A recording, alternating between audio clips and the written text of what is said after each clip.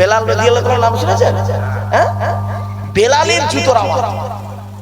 আমি তো অবাক হয়ে গেলাম।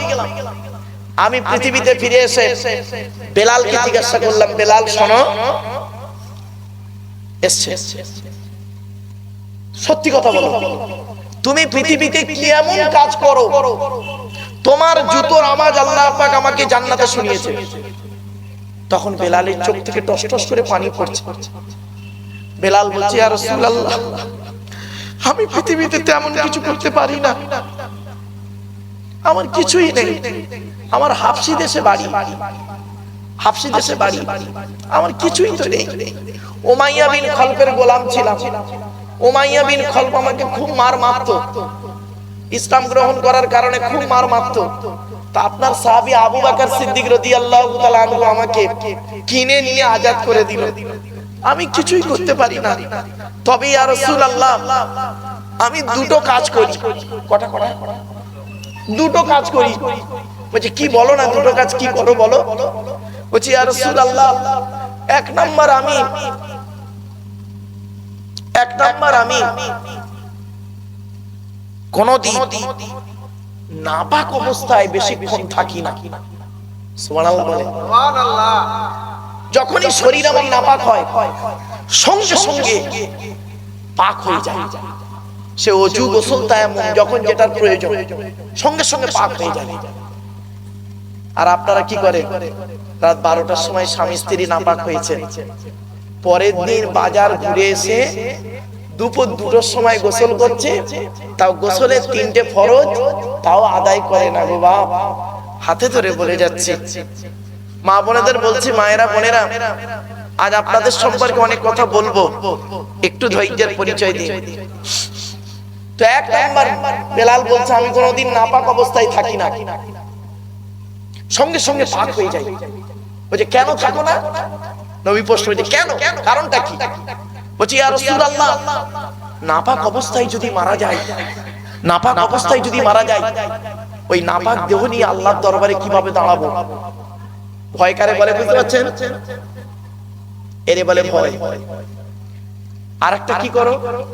বলছে, ইয়া রাসূলুল্লাহ, আমি সঙ্গে সঙ্গে নাপাক থেকে পাক হয়ে মসজিদে নববীতে ঢুকে 2 রাকাত তাহিয়াতুল ওযুর নামাজ আদায় করি। বাড়ি থেকে ভাববেন, আরো অনেক কিছু দেখেছেন, ওদিকে আলোচনা নয়। এবার জাহান্নামায় নবী কি দেখছেন দেখুন। জাহান্নামের দরজাটা খোলা হয়েছে, খোলা হয়েছে। নবীজি দেখতে পাচ্ছেন জাহান্নামের গেটে, জাহান্নামের গেটেই একদম গেটে, গেট খুললে পাওয়া যায় না লোক, জাহান্নামের গেটেই দেখতে পাচ্ছেন, গেটের পরিমাণ প্রথমে যুবক আর যুবতীদের দেখতে পাচ্ছে। এই ভাবিয়ার মা বোনরা ভালো করে শুনে নিন, যুবক ছেলেরা শুনে নাও। আজকে আমার গাড়িটা আসছিল, আমি দেখলাম বাবা জলসায় মেলা বসিয়েছে না বাবা, কবরে শুতে হবে, খবরদার এসব মেলা বসাবেন না, একদম কোন রকম মেলা টেলা বসাবেন না বাবা, কঠিন গুনাহ হবে বাপ। ওই মেলাকে কেন্দ্র করে, যেই জলসাকে কেন্দ্র করে এই মেলা, আর মেলাকে কেন্দ্র করে যদি কোনো ছেলে ব্যভিচার করে, জেনা করে, ওই গোনাটা যে ছেলে মেয়ে জেনা করবে তার বাম্মার ঘাড়ে পড়বে, প্লাস জলসা কমিটির ঘাড়ে পড়বে। আমার বাপেরা সাবধান হন। নবীজি বলছেন জাহান্নামের দরজাটা খোলা হলো, খুলতেই আমি দেখতে পেলাম জাহান্নামের গেটে যুবক যুবতীদের লজ্জাস্থান থেকে পুঁজ আর রক্ত বেরোচ্ছে, লজ্জাস্থান থেকে পুঁজ আর রক্ত বেরোচ্ছে, আর তারা খুব চিৎকার করছে, খুব চিৎকার করছে, কষ্ট হচ্ছে। তা আমি জিবরাইলকে জিজ্ঞাসা করলাম, মান হাউলা গিয়া কি জিবরাইল? হাদিস, খুব বড় হাদিস, সহজ করে বলছি বাপ বোঝার জন্য। মান হাউলা গিয়া কি জিবরাইল? ও ভাই জিবরাইল, এরা কারা? এরা কারা? এদের এরকম হচ্ছে কেন? জিবরাইল বললেন, আজ-জুনাত, আজ-জুনাত, এরা হলো পৃথিবীতে ব্যভিচারকারী নারী আর পুরুষ, পৃথিবীতে জেনা করে করে বেড়াতো। বাবা অনেকে আছে পরকিয়া করে, স্বামী স্বামী আছে, স্ত্রী করছে কি অন্য পুরুষের সঙ্গে ব্যভিচারে লিপ্ত হচ্ছে। আবার অনেকের স্ত্রী আছে, স্বামী করছে কি অন্য মেয়ের সঙ্গে বউয়ের সঙ্গে পরকিয়া করছে, জেনা। কোরআনে আল্লাহ পাক বলেছেন, শুনে নিন, লা তাকরাবুজ জিনা, ব্যভিচার করা তো দূরের কথা রে, ব্যভিচারে ধারে বাড়ে করা যাস না। ইন্নাহু কানা ফাহিশা, এটা খুব নোংরা কাজ। ওয়াসা সাবিলা, খুব বাজে রাস্তা। ব্যভিচার করলে কি শাস্তি জানেন? কোরআন বলছে, আমি বলি না, আমারে ভুল বুঝবেন না বাবা। আয-যানিয়াতু ওয়াজ-যানি ফাজলিদু কুল্লা ওয়াহিদিন মিনহুমা মিয়াতা জালদা। সূরা নূরের মধ্যে আল্লাহ বলেছেন, ব্যভিচারকারী নারী হোক আর পুরুষ হোক, ব্যভিচারকারী নারী হোক আর পুরুষ হোক, কোনো দয়া মায়া চলবে না, 100 গা বেত মারা হবে।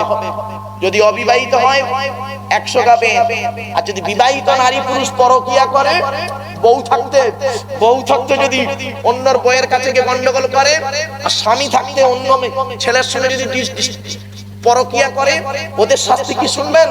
কোমর পর্যন্ত পুঁতে দিয়ে দুধ থেকে পাথর মারতে মারতে মেরে ফেলে। এটা কোরআনের আইন, হাদিসের আইন। জানি না বাবা গ্রামে কত পরকিয়া হচ্ছে, আল্লাহ ভালো জানে বাবা।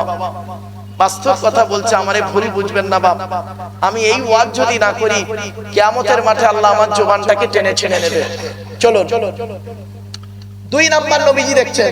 আচ্ছা বলুন, এই যে কথাটা আপনারা শুনলেন, যে নবীজি দেখছেন যে ব্যভিচারকারী নারী আর পুরুষদের লজ্জাস্থান থেকে পূজার রক্ত বের হচ্ছে, তারা খুব চিৎকার করছে। আচ্ছা, আপনারা এই কথাটা শুনে কি অনুভব হচ্ছে আপনাদের? মনের মধ্যে কিছু হচ্ছে? শোনেন, ওয়াজ হচ্ছে এইটাই গো বাবা। এই কথাটা শোনার পরে যদি আপনাদের অন্তরে একটা ধাক্কা মারবে, সত্যিকারের মুমিন হলে, আর বেঈমান টাইপের হলে কিছু হবে না। তার মুমিন যে হবে, তার মনে একটা ধাক্কা লাগবে। ইস, আল্লাহ, আমার বয়স এখন 50 বছর, এখন দাড়িটা পেকে গেছে, এখন নামাজ পড়ে তাহাজ্জুদ পড়ি, হজ করে এসেছি, কিন্তু আমার বয়স যখন 25 বছর ছিল, আমার বয়স যখন 25 বছর ছিল, এলাকার কত মেয়েকে আমি নষ্ট করেছি, কত বউয়ের সঙ্গে জেনা করেছি। আল্লাহ, আমার অবস্থা কি হবে? আল্লাহ, তোমার আইনের খাতায়, তোমার পাপের ডায়েরিতে, জেনাকারীর ডায়েরিতে আমার নামটা লেখা আছে। আল্লাহ, আমি যে মেয়েটার সঙ্গে জেনা করেছি, সেই মেয়েটা বিয়ে হয়ে গেছে বসিরহাটে, আমি বিয়ে করেছি মালঞ্চই। আমি আমার বউকে বলিনি আমি অমুক মেয়ের সঙ্গে ব্যভিচার করেছিলাম, জেনা করেছিলাম, আর সেই মেয়েটা তার স্বামীকে বলিনি সে অন্য একটা ছেলের সঙ্গে জেনা করেছিল। আল্লাহ, তোমার পাপের ডায়েরিতে আমাদের দুজনের নামটা লেখা আছে। কিয়ামতের মাঠে আমাদের অবস্থা কি হবে? এই চিন্তা যদি মনের মধ্যে আসে, বুকের মধ্যে একটা ধাক্কা মারবে। যদি ধাক্কা মারি, তাহলে জানবেন আপনার অন্তরে ঈমান আছে।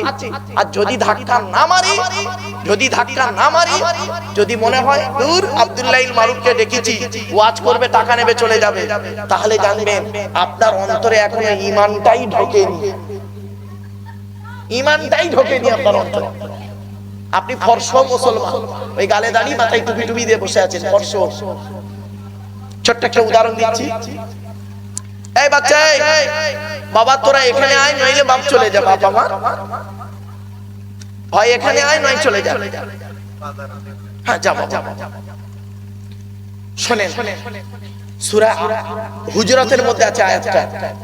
আল্লাহর নবীর কাছে একদল লোক এসেছে, এসে বলছে, ইয়া রাসূলুল্লাহ, আমরা আল্লাহকে 100% বিশ্বাস করি, আল্লাহর উপরে ঈমান এনেছি। আল্লাহ বললেন, ভালো কথা। আল্লাহ পাক কোরআনে আয়াত দিয়ে নাযিল করলো, নবী খবরদার ওদের কথা বিশ্বাস করো না, ওরা ঈমান আনেনি, কেউ ওরা ইসলাম এনেছে। কি বললো? ঈমান আনেনি, ইসলাম এনেছে। এখনো পর্যন্ত ঈমানটা ওদের অন্তরে প্রবেশ করেনি। আয়াতটা পড়ি, ক্বালাতিল আরাবু আমান্না কুল লাম তুমিনু ওয়ালাকিন কুলু আসলামনা ওয়ালাম্মা ইয়াদখুলিল ঈমানু ফি কুলুবিকুম। 26 নম্বর পারা সূরা হুজরাত আল্লাহ বললেন, এলাকার কিছু মানুষ আছে, নবীকে বলছেন আমরা ঈমান এনেছি। আল্লাহ বললেন, কুল লাম তুমিনু, নবী তুমি বলো তোমরা ঈমান আনোনি। ওয়ালাকিন কুলু, বরং তোমরা বলো আসলামনা, আমরা ইসলাম এনেছি। ওয়ালাম্মা ইয়াদখুলুল ঈমানু ফি কুলুবিকুম, এখনো পর্যন্ত ঈমান তোমাদের অন্তরে প্রবেশ করেনি। তাহলে ঈমান আর ইসলামের মধ্যে পার্থক্য আছে বাবা। ঈমানটা হলো অন্তরের সঙ্গে সম্পর্ক, আর ইসলামটা হলো বাহ্যিক দেহের সঙ্গে সম্পর্ক। কিছু বুঝতে পারছেন? আপনিও ঈমানটা হলো কার সঙ্গে সম্পর্ক? বলে জোরে বলো। অন্তরের সঙ্গে, অন্তরের সঙ্গে ঈমানটা সম্পর্ক, আর ইসলামটা বাহ্যিক। এইজন্য ঈমান আর ইসলাম দুটো কিন্তু আলাদা জিনিস। আল্লাহ পাক কোরআনে বললেন ইয়া আইয়ুহাল্লাযীনা আমানু, হে ঈমানদার বান্দাগণ, উদখুলু ফিস-সিলমি কাফা, পরিপূর্ণভাবে ইসলামের মধ্যে প্রবেশ করো।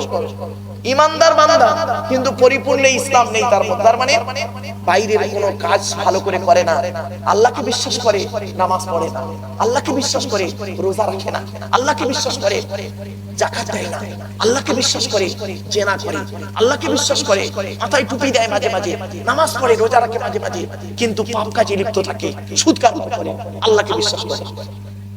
আল্লাহ এই জন্য বললেন কোরআনে অন্য জায়গায় এসেছে ইয়া আইয়ুহাল্লাযীনা আমানু, হে ঈমানদার বান্দাগণ, আমিনু, ঈমান আনো।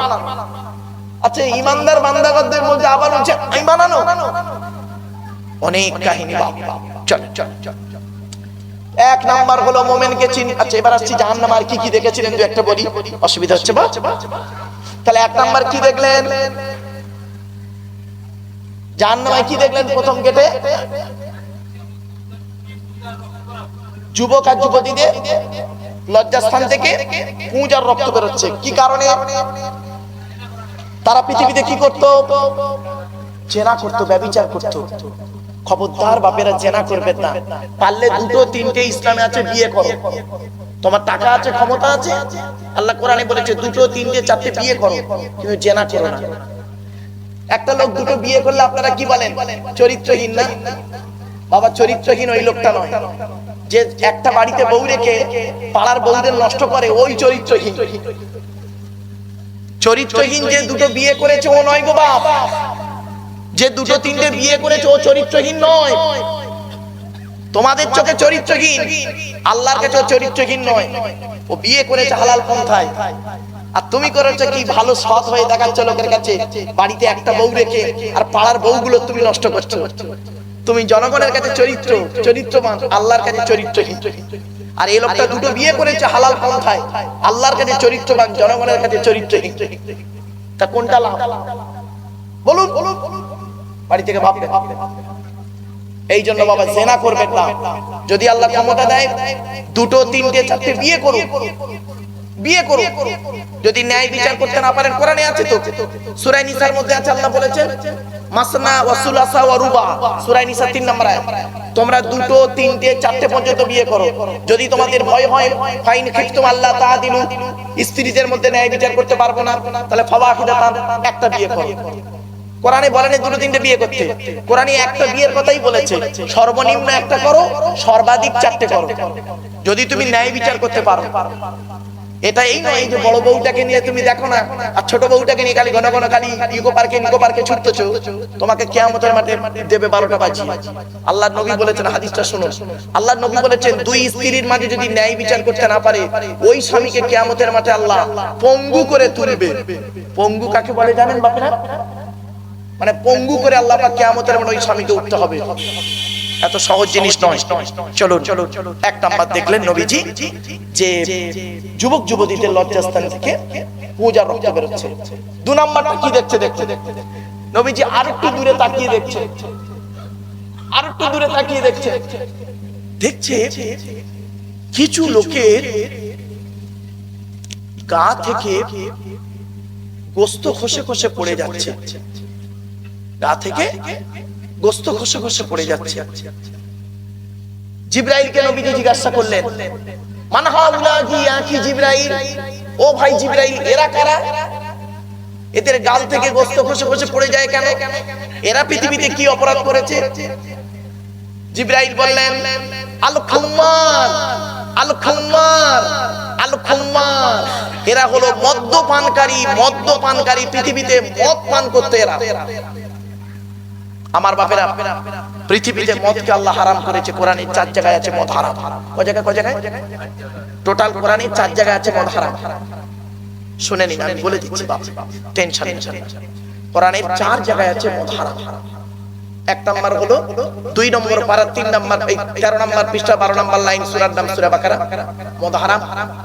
5 নম্বর পারা 4 নাম্বার পৃষ্ঠা একেবারে 3 নাম্বার লাইন, সূরার নাম সূরা নিসা, ইয়া আইয়ুহাল্লাযীনা আমানু লা তাকরাবুস সালাতা ওয়া আনতুম সুকারা, মদ হারাম।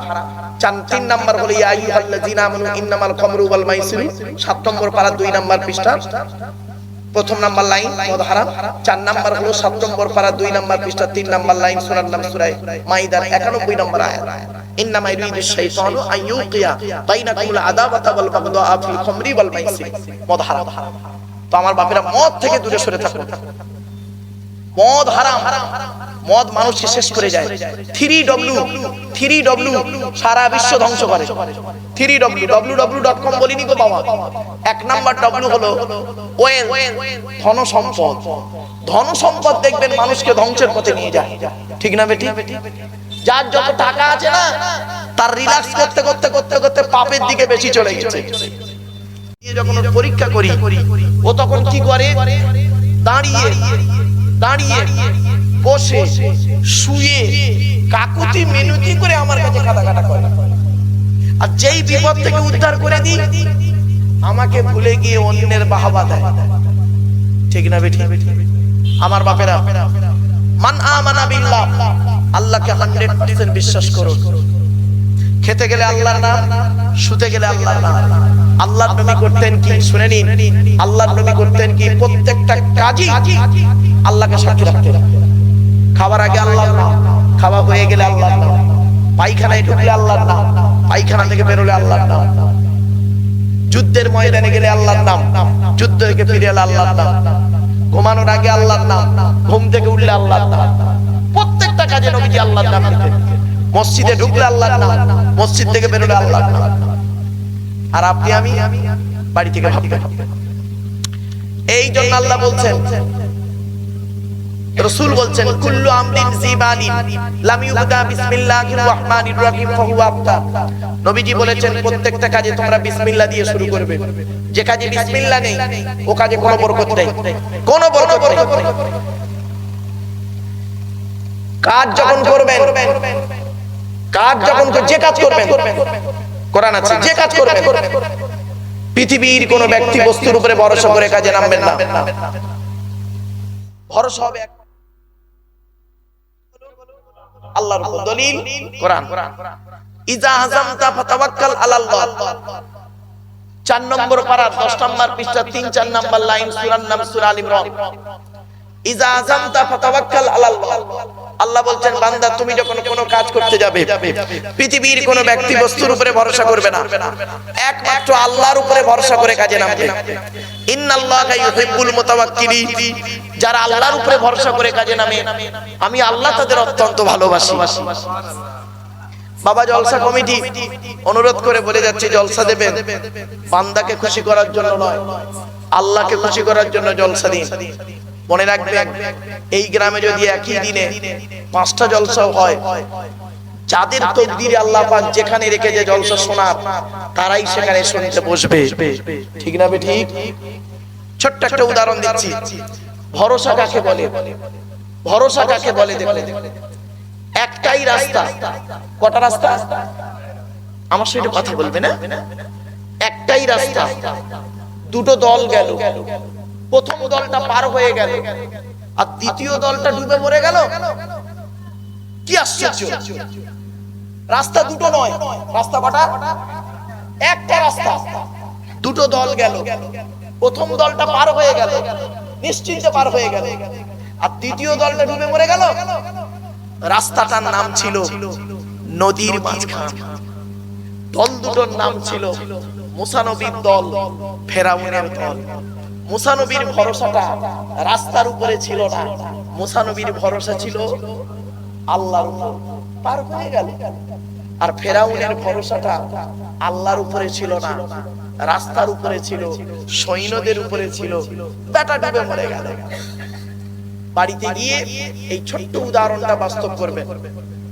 অনেক ছেলে বলে, অনেক মানুষ বলে, দেখবেন আমি একলা বাপের একটা ছেলে, আমার কেউ নেই, আমি একা।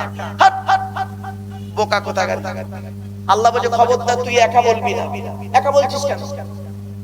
তুই মায়ের পেট থেকে এসেছিস একা, তুই একাই তোর পায়ে আমি দাঁড় করিয়েছি, তুই একাই সবকিছু করেছিস। তোর আত্মা হরণ করব, একজন ফেরেশতা এসে নিয়ে চলে যাবে। তুই একাই পৃথিবীতে তোকে পাঠিয়েছি।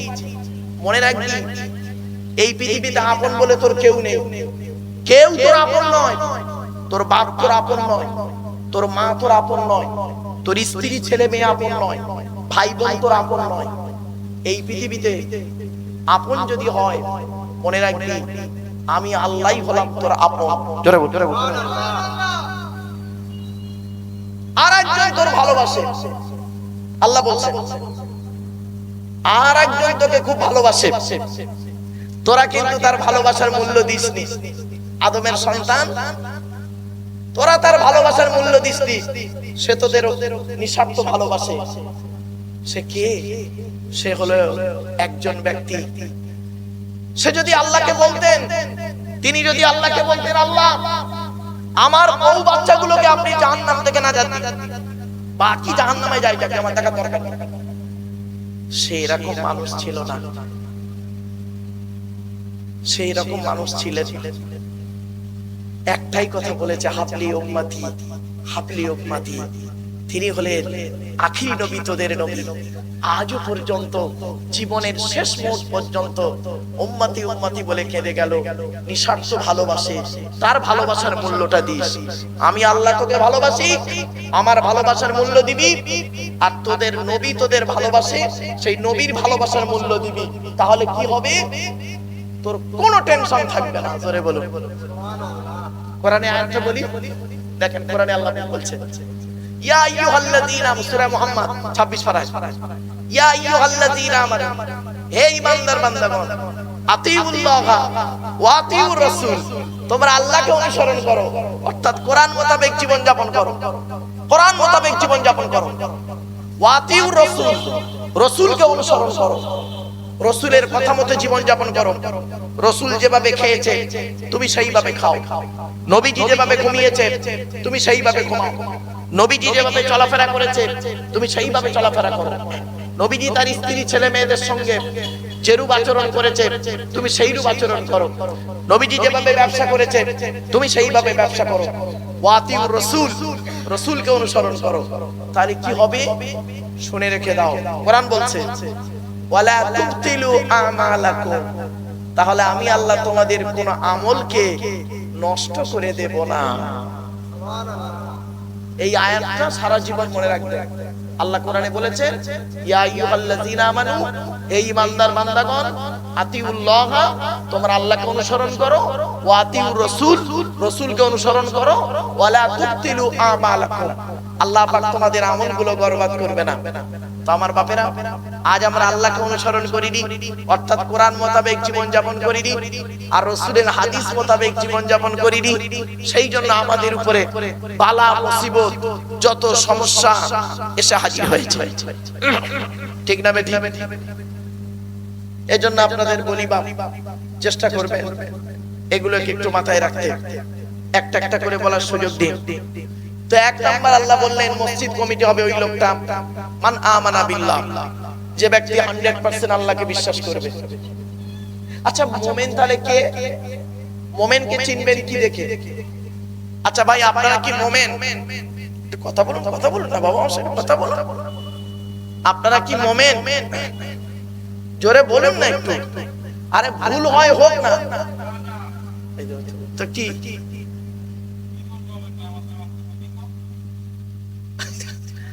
তাহলে বুঝে শুনেলি। প্রকৃত মুমিন হতে গেলে, এই কোরআনে আছে, প্রকৃত মুমিন হতে গেলে কমসে কম 5টা গুণ থাকতে হবে। আমার কথা শোনেন বাপ, কোরআনের আয়াত। আমি উল্টো পাল্টা আলোচনা ভালোবাসি না বাপ। যতক্ষণ থাকি আল্লাহর কোরআন নবীর হাদিসের উপরে দাঁড়িয়ে থাকি। কারণ কিসসা কাহিনী, গল্প গুজব, এর গোজামারা ওর গোজামারা করলে জানি না যে যেটা নয় তাকে সেটা বলা হয়ে যাবে। ঠিক না বেঠিক? ধরুন আমি এখানে বসে বসে যাকে তাকে বলে দিলাম ও কাফের, ও বেঈমান, ও মুনাফিক। এখন যদি ওই লোকটা যদি কাফের না হয়, কিয়ামতের মাঠে যদি ঈমান নিয়ে ওঠে, আল্লাহ পাক আমাকে বলে, এই আব্দুল্লাহ কিল মারুফ, তুই ভেবি আয় জলসায় গিয়ে এই লোকটাকে তুই কাফের ফতোয়া দিয়েছিলিস, আজ দেখ ও কিন্তু অরিজিনাল কাফের ছিল না, আজ খাঁটি ঈমানদার হয়ে কিয়ামতের মাঠে উঠেছে। তুই পৃথিবীতে একজন খাঁটি ঈমানদারকে কাফের ফতোয়া দেওয়ার কারণে আজকে তুই কাফের, জাহান্নামে যাবি।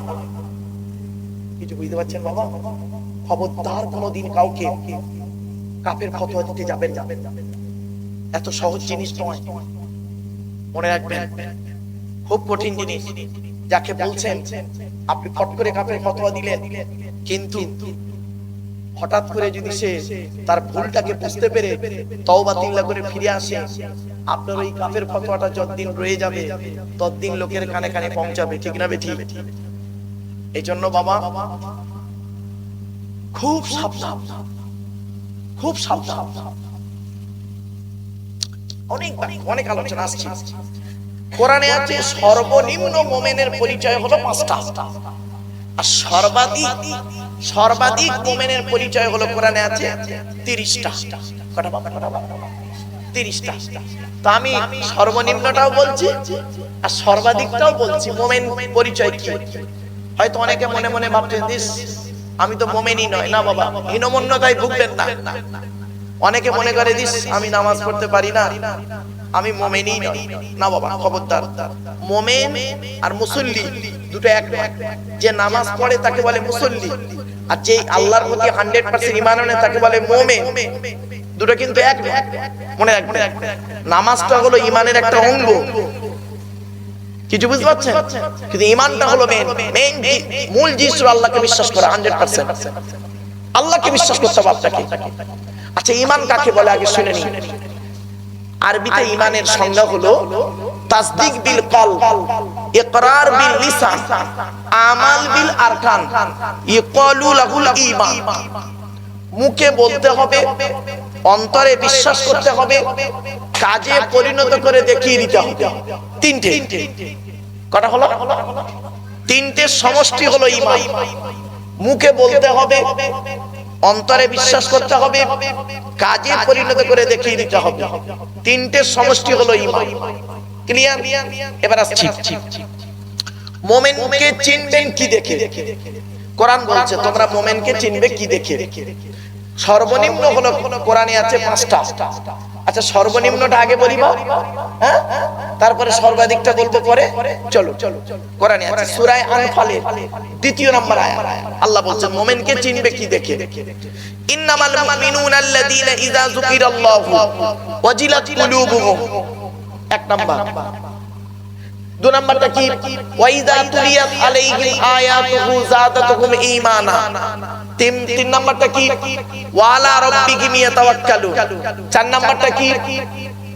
আল্লাযীনা ইউকিমুনাস সালাত। 5 নাম্বারটা কি? ওয়া মিম্মা রাযাকনাহুম ইনফিকুন। এই 5টা কাজের পরে আল্লাহ নিজে সার্টিফিকেট দিচ্ছে। আল্লাহ সার্টিফিকেট দিচ্ছে, উলাইকা হুমুল মুমিনুনা হাক্কান। উলাইকা হুমুল মুমিনুনা হাক্কান। এরাই হলো প্রকৃত খাঁটি মুমিন। 5টা গুণ কি কি শুনো। 1 নাম্বার হচ্ছে আল্লাহ বলছেন মুমিনকে চিনবে ওই দেখে যখন মুমিনের সামনে আল্লাহর গজবের আলোচনা করা হবে। কিসের? আল্লাহর গজবের, জাহান্নামের আলোচনা করা হবে। মুমিনের অন্তরটা আল্লাহর ভয়ে কাঁপতে থাকবে। আল্লাহর ভয়ে কাঁপতে থাকবে, চোখ মুখ ছলছল করবে। মুমিনকে চিনবেন এই দেখে।